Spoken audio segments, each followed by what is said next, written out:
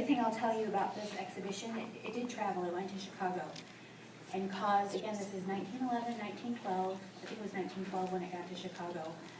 The Armory Show hadn't happened. Remember, that happened in 1913. So this idea of modern or abstract art was pretty new to Americans. When it was on display in Chicago, it caused such an uproar with the Chicago crowd that a fight broke out in the gallery.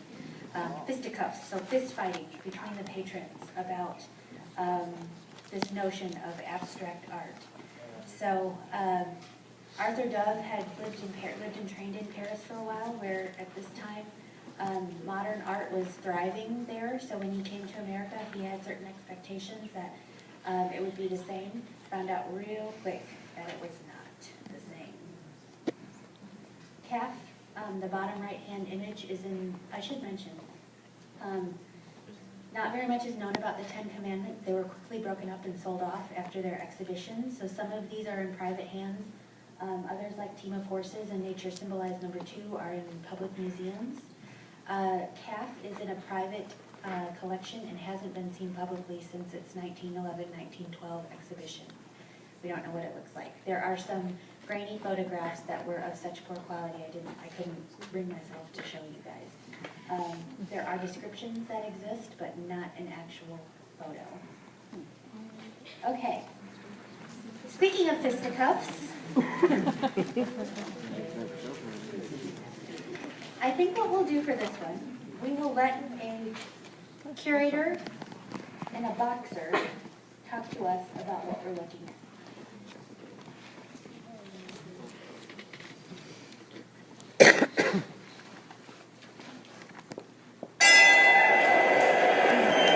I fought a guy from Mexico.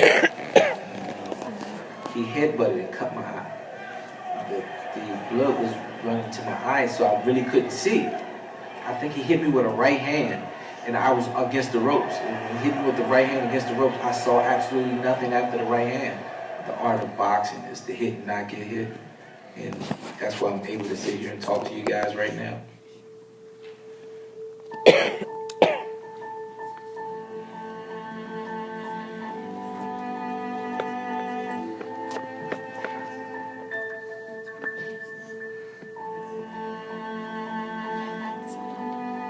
These paintings are both powerful and brutal.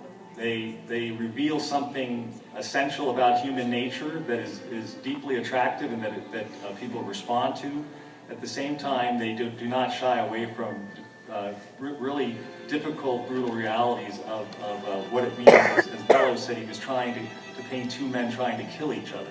These paintings really go back into the days where how boxing actually started.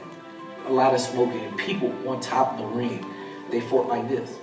That's how they fought, you know, rolling the hands and stuff, and you know, movements like this. So he captures reality almost at every level. Kind of visceral reality, the atmosphere of the ring, but also kind of psychological reality of how it actually feels and looks to see something like that happening in front of you. I can relate to, you know, the blood and trying to get close, and you know, maybe him trying to tie him up so he can't hit him anymore. The ref is there trying to look like wants to get around there to see what he's doing, but break it up. This is really the only place where you'll ever see these three pictures together. So this is a unique opportunity here in Washington to see what some would argue are the three greatest sporting pictures in all of American art together. One of his most famous paintings is the great Dempsey-Verpo fight of 1924.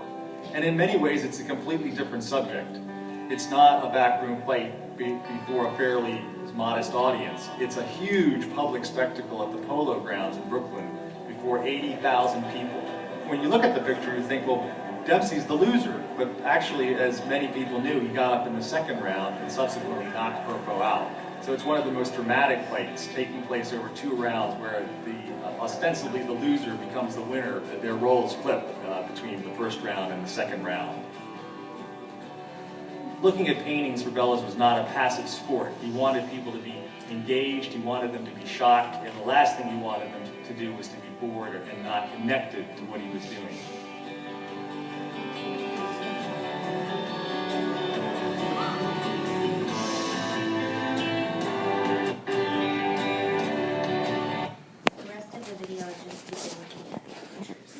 it.